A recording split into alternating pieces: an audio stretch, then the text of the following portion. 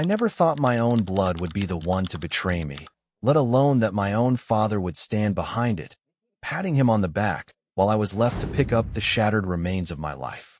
If you had told me a year ago that I'd be here, standing on the outside of a life I built from scratch while my younger brother took everything from me, I wouldn't have believed you. But here I am, staring at the wreckage of a future that was supposed to be mine. I should start at the beginning. I'm 34 now, but growing up, it was always the same story. My younger brother, Damien, was the golden child. My parents had struggled to conceive him, so when he finally arrived 5 years after me, it was like the universe had gifted them a miracle. He was special, delicate, and most importantly, he could do no wrong. If Damien failed a test, it was because he was under too much pressure. If he wrecked his first car at 16, it was a learning experience.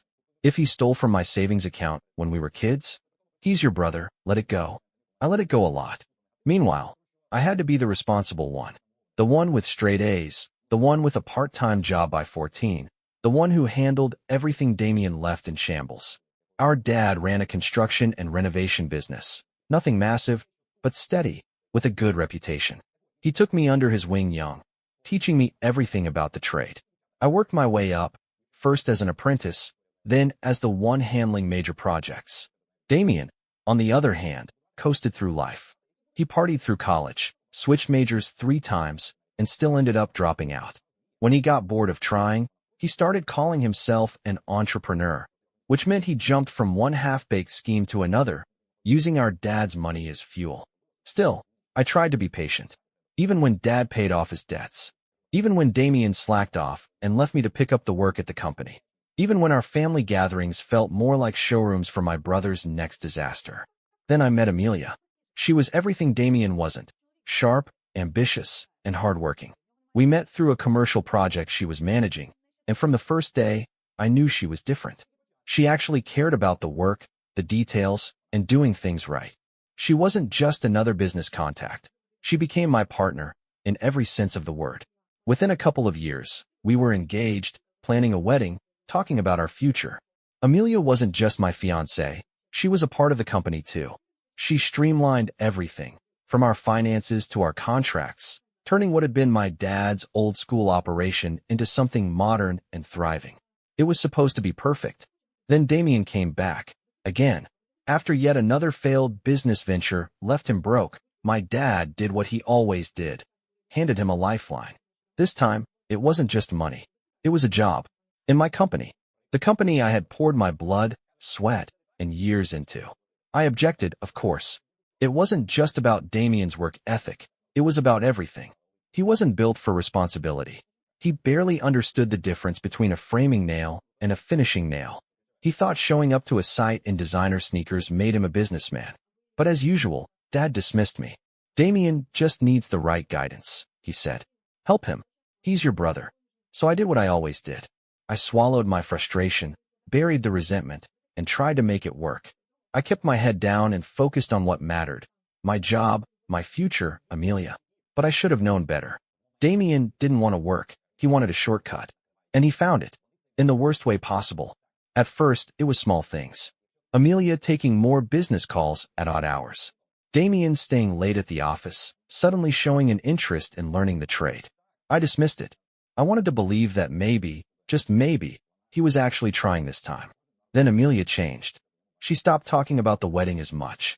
Started acting distant, guarded with her phone. When I confronted her, she brushed it off. Just stress, she said. Nothing to worry about. And because I trusted her, I believed her. Until the night, everything fell apart. It was a Sunday dinner, a routine family gathering that should have been normal. But the second I walked into my parents' house, I felt it. An unspoken tension.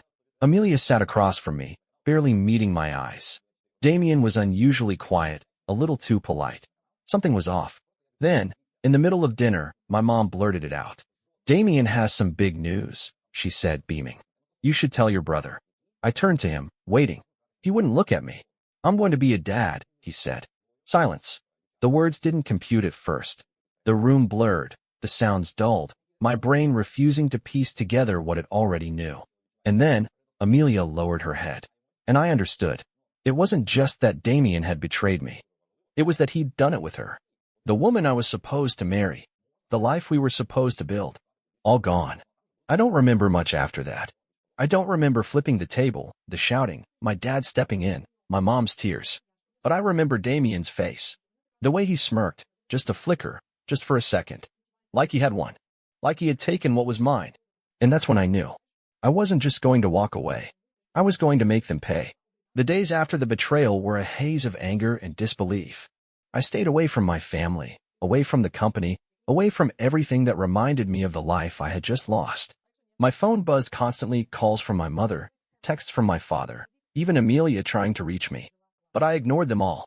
I spent my time at a friend's place, downing whiskey like it would wash away the humiliation. It didn't. No matter how much I drank, I couldn't drown out the image of Damien's smirk or the way Amelia couldn't even look me in the eyes when the truth came out. Then, a week later, my father showed up at my apartment. "You've had your time to be angry," he said, like I was a child throwing a tantrum. "It's time to move forward." I laughed, a hollow, bitter sound. "Move forward." I repeated. "What does that mean, Dad? Am I supposed to shake Damien's hand? Congratulate him for knocking up my fiancée?" His jaw tightened. "It's done. We can't change what happened. But there's a business to run, and this family needs to stick together." That was my father in a nutshell. The past didn't matter, only the future he wanted. It didn't matter how much damage had been done, how deeply I had been betrayed. His solution was always to brush it under the rug. Then he dropped the real bombshell. "I've made a decision," he said. "Damien is going to take on a bigger role in the company. With the baby coming, he needs stability. And Amelia will help him run things." I went still. I stared at my father, waiting for the punchline. Surely, even he wouldn't do this. "I built that company," I said, voice low. "I put in the work. I made it what it is. And Damien is your brother," my father shot back. "Family is family. Family." That word felt like poison in my mouth. "He stole my future," I said. "And you're rewarding him for it?" "I'm making sure both of my sons are taken care of," he said simply. The rage that had been simmering for days finally boiled over. I stepped forward, inches from his face. "Then you're making a choice," I said. "Because if Damien takes over the company, I walk. For good." His face hardened. "Don't be dramatic." "I'm serious," I said. "You hand over what I built to that parasite, and you lose me. Permanently." For the first time, my father looked uncertain. He was a man who lived by control, who expected his word to be law. And here I was, giving him an ultimatum. But it didn't matter, because I already knew the truth. I was never the favorite. I was never the one he truly valued. The moment he even considered giving Damien the business, I had already lost. "Think it over," he said finally, stepping back. "I don't want to lose my son over a mistake." I shook my head. "You already did." I didn't show up to work the next day, or the day after that. Instead, I spent my time making phone calls. I had built the business up, brought in major contracts, established the name. My name. And that meant I had connections. So I started calling them. Every major client, every contractor who trusted me, not the company, not my father, me. I let them know I was leaving, that the business was changing hands, that they might want to consider taking their work elsewhere. Most of them didn't even hesitate. By the end of the week, half of our biggest contracts had pulled out. I had personally secured each and every one of them, and without me, they had no interest in sticking around. My father called me furious. "What the hell are you doing?" he demanded. "You're sabotaging your own family." I laughed. "No, Dad. I'm just making sure my name isn't attached to the disaster waiting to happen." "Damien is working hard," he insisted. "He's stepping up." I didn't even try to hold back the laughter. "Yeah? What happens when he screws it up? What happens when he blows through all the money, screws up a contract, and leaves you with nothing?" "He's not like that," my father said, but there was uncertainty in his voice. "You really believe that?" I asked. "You really think this time is different?" There was a long silence. Then he said the words that made everything crystal clear. "He's my son. Not you're my son. He's my son." The difference hit me like a gut punch. I had spent my whole life trying to prove myself, trying to be the responsible one, the strong one, the one who deserved to be here. And it had never mattered. Not once. I hung up the phone without another word. Then I did what I should have done years ago. I walked away. I had no job, no company, and no plan. But I had freedom. And for the first time in my life, I wasn't carrying anyone else's weight but my own. I reached out to an old friend, someone who ran a competing firm. He had always respected my work, always knew I was the one holding my father's business together. He didn't hesitate. "Come work for me," he said. "Name your price." And just like that, I had a new start. But I wasn't done yet. Because Damien and Amelia had taken everything from me. And I was going to make sure they regretted it. Every single day. The first time I saw Damien and Amelia together after the betrayal, it took every ounce of self-control not to wipe that smug look off his face. It was a month after I walked away from my father's company, and by then, I had settled into my new job. It wasn't mine, not yet, but it was a place where I was respected, valued. A place where I wasn't living in someone else's shadow. But seeing them, that brought it all back. I was at a local supply store, picking up some specialty materials for a project, when I heard her voice. "I told you, you need to check the invoices before sending them out. Half of these numbers don't even make sense." I turned the corner and saw them standing near the checkout counter. Damien, leaning against a cart like he didn't have a care in the world, and Amelia, rubbing her temples in frustration. "You worry too much," Damien said, grinning. "It's all gonna work out." Her shoulders tensed. "It's not about worrying, Damien. It's about not running the business into the ground." For a moment, I just watched. A month ago, that would have been me standing there, working through numbers with Amelia, making sure everything ran smoothly. But now, she was dealing with him. And from the look on her face, she already knew she had made a mistake. I should have walked away. Should have just grabbed my materials and left. But I didn't. Instead, I walked right past them, close enough that Amelia's eyes widened when she saw me. Damien, of course, was oblivious, still grinning like he hadn't wrecked my life. "Oh, look who it is," he said, loud enough for everyone nearby to hear. "Big bro thought you ran off to go cry somewhere." I smiled. A slow, deliberate smile. "Nah," I said. "Just been busy. You know, working." His smirk faltered for a second. He knew exactly what I meant. Amelia, on the other hand, looked like she wanted to be anywhere else. I let my gaze linger on her for a moment, just long enough for her to squirm. Then I turned back to Damien. "How's the business doing?" His grin came back. "Great. Best decision Dad ever made." Amelia didn't say a word. I nodded. "Good to hear. Guess we'll find out soon enough, huh?" He frowned. "Find out what?" I leaned in just enough that only he could hear. "How long it takes before you screw it all up." His face twisted, but before he could open his mouth, I was already walking away. I didn't need to argue. Didn't need to make a scene. Because I had already planted the seed. And I knew it was only a matter of time before it grew. That night, I got a text from my mother. "Mom, your father wants to talk. He says it's important. Please, just hear him out." I ignored it. I had nothing left to say. But then, an hour later, another text came through. "Mom, it's about the business. Damien is in trouble." That caught my attention. So, against my better judgment, I called her. She picked up immediately. "Thank God. Listen, honey, I know you don't want to hear about this, but just tell me what's going on, Mom." She hesitated. Then, finally, "Your father made a mistake." That didn't surprise me. "Damien's been handling the finances," she continued. "Or at least, he was supposed to be. But there are discrepancies." I sighed. "How bad?" Silence. Then, quietly, "Bad. Turns out, my dear brother had been taking advances against future projects. Basically, he had been using money that didn't exist yet to cover up the fact that they were already bleeding cash. The suppliers hadn't been paid in full. Some subcontractors were threatening to pull out. And worst of all, a major client was considering legal action because their project was now months behind schedule. I could almost see my father pacing in his office, fists clenched, realizing the empire he had handed to his golden boy was crumbling faster than he could contain it. Good. I had warned him. I had told him this would happen. And yet, he had still chosen Damien over me. "I need to think about it," I said. My mother sighed. "Your father wants to see you." "I don't care what he wants," I said, my voice harder than I meant it to be. "He made his choice. So did Damien. Now they can deal with the consequences." "And Amelia?" That name made my stomach turn. "What about her?" I asked, even though I already knew the answer. "She's trying to fix things," my mom admitted. "She's the only reason they're still afloat. If it weren't for her, it would have collapsed weeks ago." I almost laughed. Of course she was. Amelia had always been the one keeping things together. She had done it with me, and now she was doing it with Damien. The only difference? I had respected her. Damien never would. I ended the call, but I didn't sleep that night. Because as much as I wanted to walk away, as much as I wanted to let them burn, I wasn't done yet. Over the next week, I kept an eye on things. It wasn't hard. Word spread fast in our industry. And what I heard wasn't good. Clients were nervous. Vendors were pulling out. Even some of the old crew, the ones who had stuck around after I left, were looking for other jobs.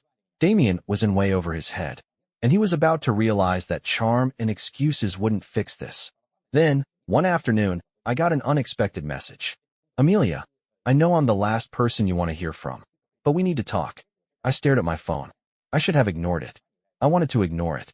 But instead, I typed back 2 words. Me about what? Her response came almost immediately. Amelia, about Damien.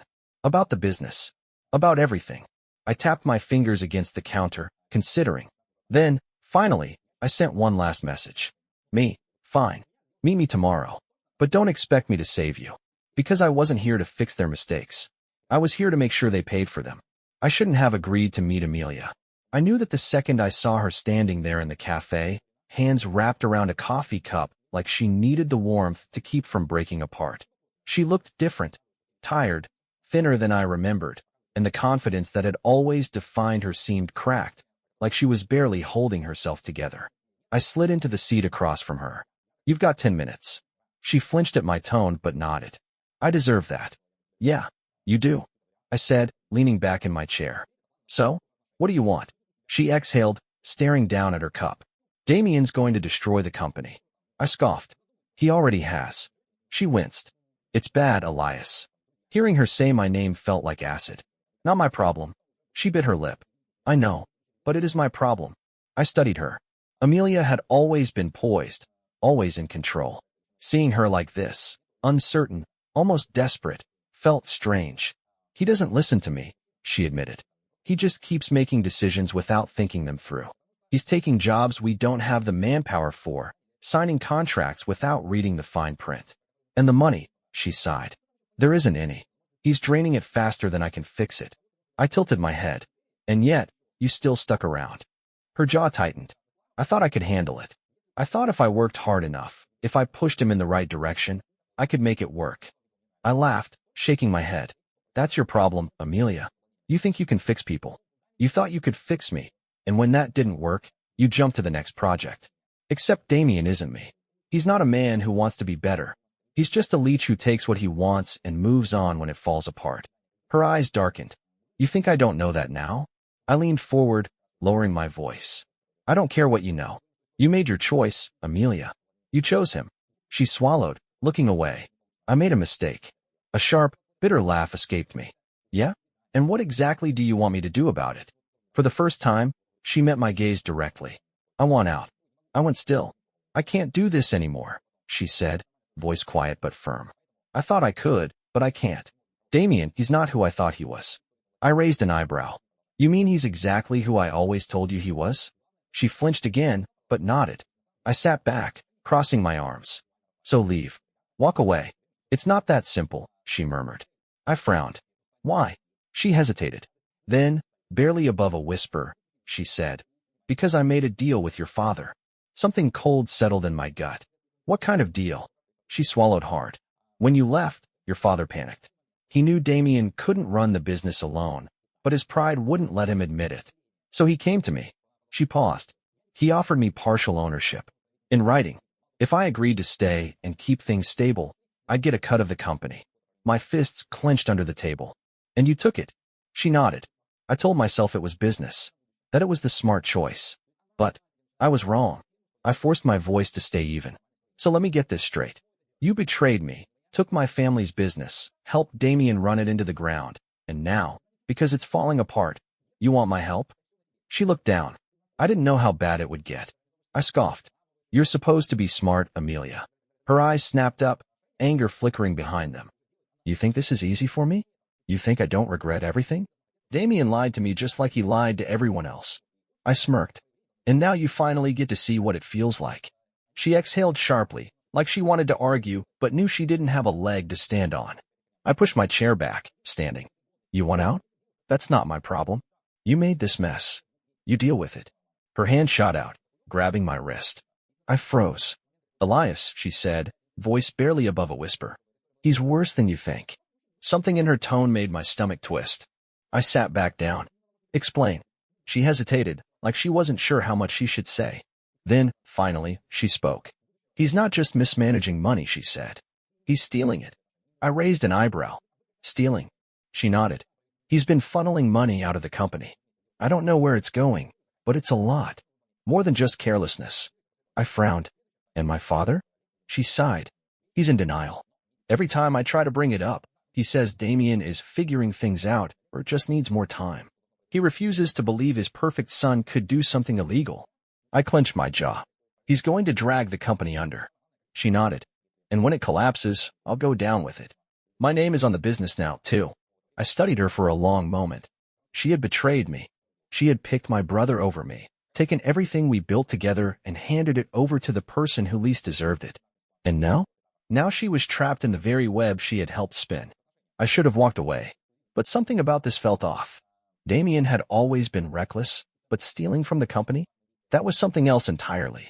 I drummed my fingers against the table. You said you don't know where the money is going. She shook her head. Not exactly. But I have a guess. I leaned in. Go on. She swallowed hard. He's been meeting with people. Late at night, off the books. People who have no business being involved in a construction firm. I raised an eyebrow. What kind of people? Her lips parted, but before she could answer, a voice cut through the air behind me. Well, what do we have here? I turned. Damien stood near the entrance of the cafe, arms crossed, a smug grin plastered on his face. Amelia tensed beside me. I was wondering why you suddenly cared so much about the business, Damien drawled, stepping closer. Guess I should have known you'd come crawling back. I didn't react. Didn't move. Instead, I just watched him. Because for the first time, I wasn't looking at my annoying, reckless little brother. I was looking at a man who had something to hide, and I was going to find out exactly what it was. Damien's smirk was the same one I had seen 1,000 times before. The one he wore when he got away with something.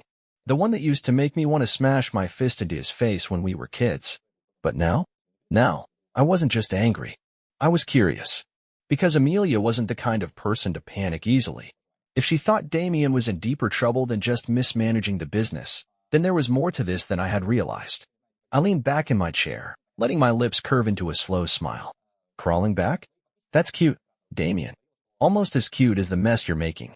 His smirk faltered for a fraction of a second. Bingo. I tilted my head. Tell me, how's business? Heard things aren't going so well. He forced a chuckle. That's funny, because from where I'm standing, things have never been better. Amelia tensed beside me. I let the silence stretch between us, watching his body language. The shift in his stance, the way his fingers twitched at his sides. He wasn't here to gloat. He was here because he was nervous. That meant Amelia had been right. Damien wasn't just running the business into the ground. He was hiding something. I stood up slowly, towering over him. Glad to hear it, I said. Because from where I'm sitting, it looks like you're up to your neck in shit. His eyes darkened. You don't know what you're talking about. I grinned. Then tell me, where's the money going? The muscles in his jaw tightened. Just enough for me to know. Bingo again. I stepped closer, lowering my voice so only he could hear. See, here's the thing, Damien. You've always been sloppy. And no matter how much Dad covers for you, no matter how much you smile and bullshit your way through life, there's one thing you've never been able to do. He didn't say anything, but I could feel the tension rolling off of him. You've never been able to handle real responsibility. I let the words sink in. So whatever you've gotten yourself into, I guarantee you don't have the brains to keep it from blowing up in your face. His lips curled into something that wasn't quite a smile. You think you're so much smarter than me, huh? I shrugged. No, Damien. I know I am. His nostrils flared. He was about to say something, but before he could, Amelia spoke. We need to leave, she said quickly, her voice tight. That was when I saw it. The way her eyes flicked over my shoulder, just for a second. The way her entire body stiffened, like she was trying not to panic. I turned my head slightly, just enough to catch the reflection in the cafe window. A man stood near the entrance. Mid-40s, built like a linebacker. He wasn't looking at the menu.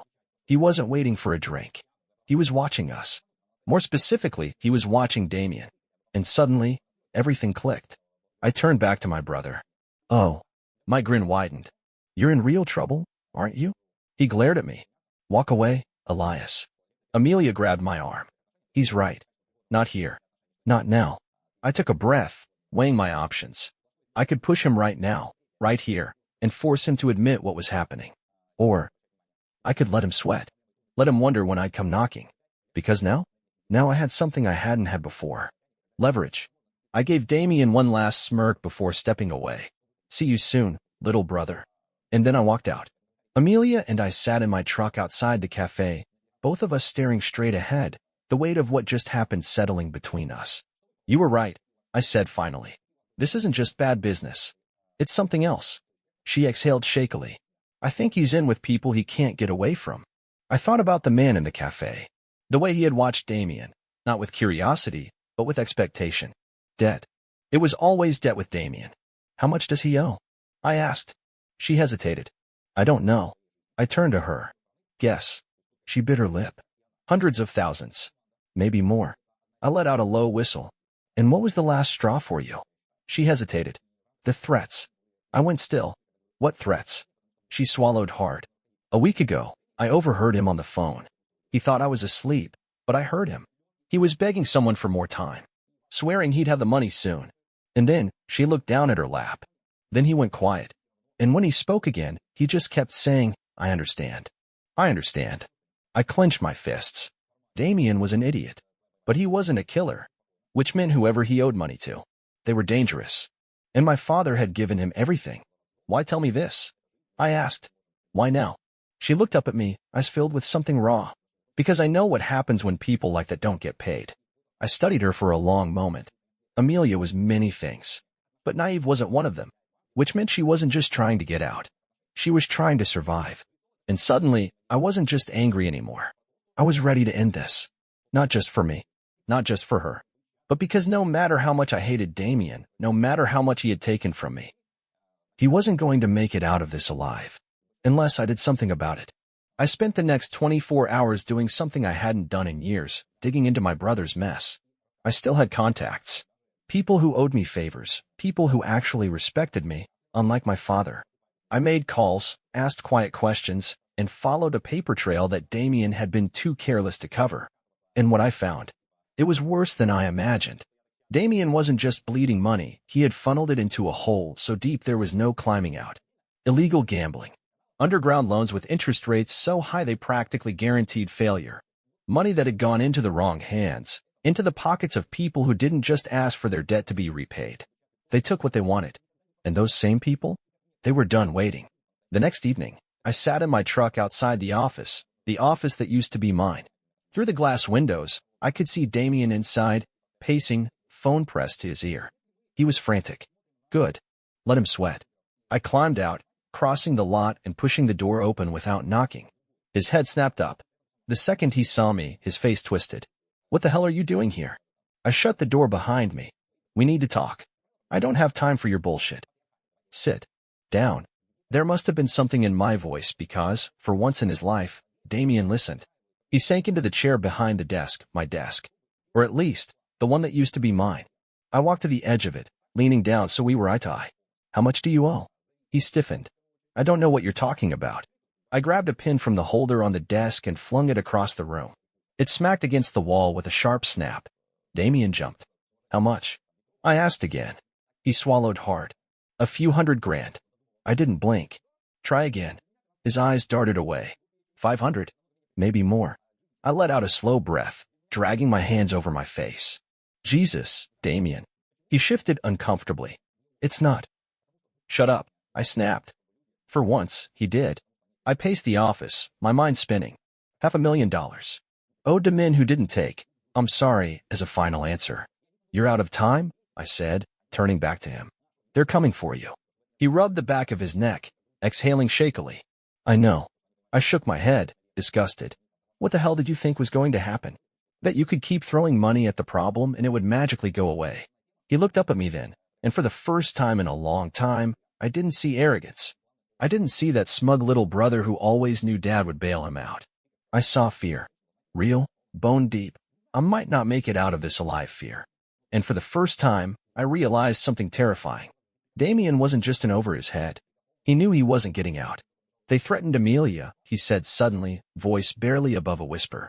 I froze. What? He swallowed hard. I was late on a payment. They knew about her. Knew she was tied to the business now. Said if I didn't come up with the money, they'd start making examples. The air in the room shifted. Amelia had gotten herself into this. I hadn't forgotten that. But threats were different. That changed things. You didn't tell Dad? I asked, though I already knew the answer. He let out a bitter laugh. You think he'd believe me? He still thinks I've got it under control. Of course he did. That was my father's specialty delusion. But I wasn't my father. And I wasn't going to let this turn into something even worse. I pulled my phone from my pocket and started dialing. Damien's eyes widened. Who are you calling? Someone who can help. He shot up from the chair, panic in his expression. No cops. You hear me? That's not how this works. I stared at him, disgusted. If you think I'm calling the cops, then you're even dumber than I thought. He swallowed hard, but he sat back down. The phone rang twice before a familiar voice answered. Elias. Didn't expect to hear from you. Yeah, well, I need a favor. There was a pause. What kind of favor? I glanced at Damien. The kind that fixes problems. An hour later, I was sitting in the back of a dimly lit bar, waiting. Damien sat across from me, fidgeting with a napkin. You trust this guy? He asked. I took a sip of my drink. I trust him more than I trust you. That shut him up. A few minutes later, a man slid into the booth next to me. Logan. I hadn't seen him in years, not since we worked on some big industrial contracts together. But Logan wasn't just a contractor. He had connections. The kind that made problems disappear. He leaned back, draping an arm over the booth. So, tell me why I shouldn't walk away right now. I met his gaze. Because there's money to be made. He raised an eyebrow. That's so? I nodded. Damien owes people. Bad people. And he's got a business with assets that could very easily be liquidated. Damien stiffened beside me. Wait. What? I ignored him. You help me fix this? You get a cut. Logan studied me for a long moment. Then, finally, he nodded. All right. But I want details. Who does he owe? I turned to Damien. Tell him. Damien hesitated, but then, with a shaky breath, he started talking. He listed names, numbers, payment schedules that had long since been missed.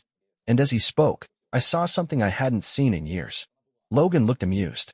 When Damien finally finished, Logan let out a low chuckle. Damn, you really are an idiot, huh? Damien scowled but didn't argue. Logan leaned forward, resting his elbows on the table. All right, Elias. I'll make some calls. See what I can do. But if this goes south? He smirked. That's on you. I met his gaze, unflinching. Just get me a meeting. He nodded, finishing his drink in one smooth motion. You'll hear from me soon. And then he was gone. Damien exhaled shakily. You think this will work? I turned to him, my expression unreadable. No, I said honestly.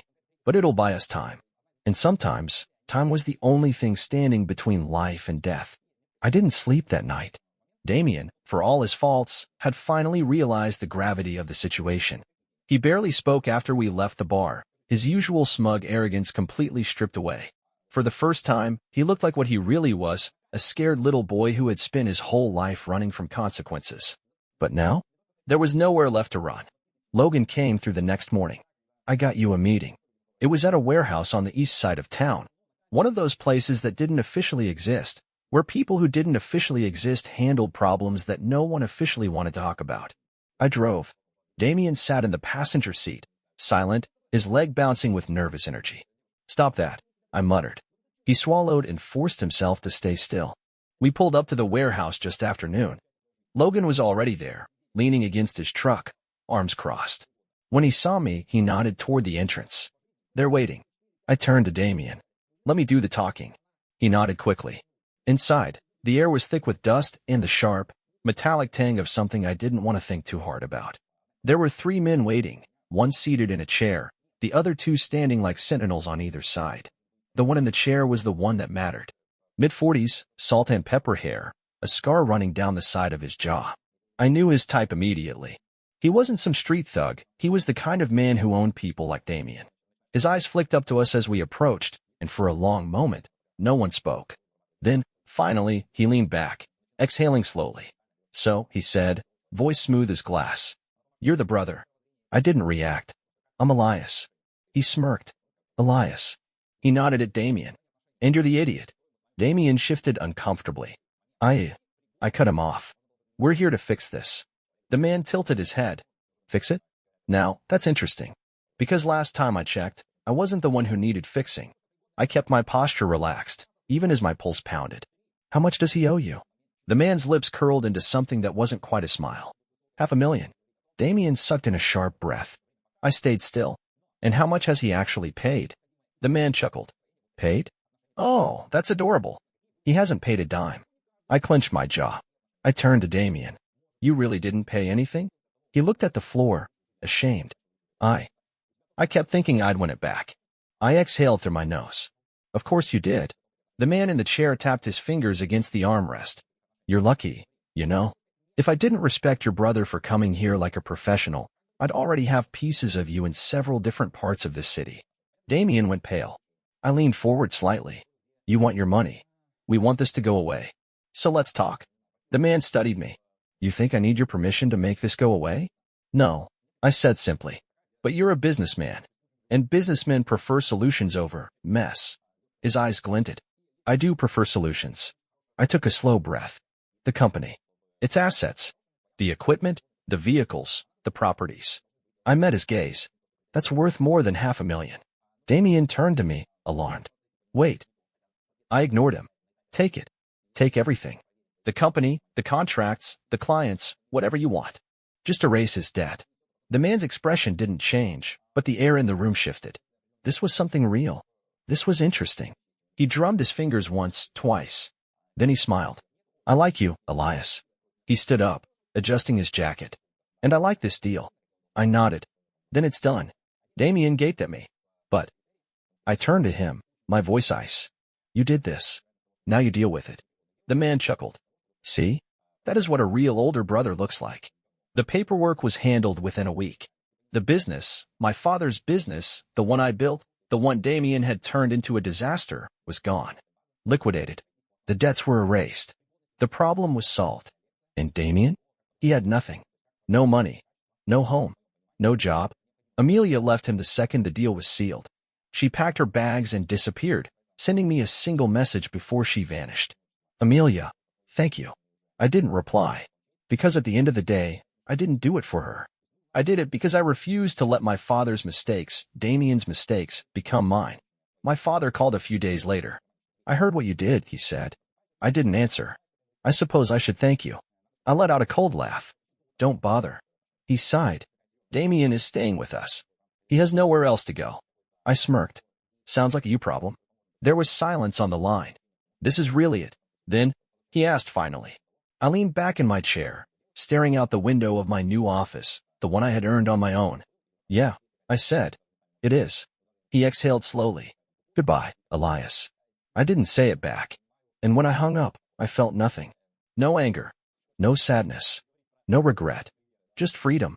And for the first time in my life, that was enough. I got one last message from Damien a few weeks later. Damien, I know you hate me, but I had to say something. I almost deleted it. But something made me pause. Damien, I don't deserve another chance. I know that. But I needed you to know that I never meant for it to go this far.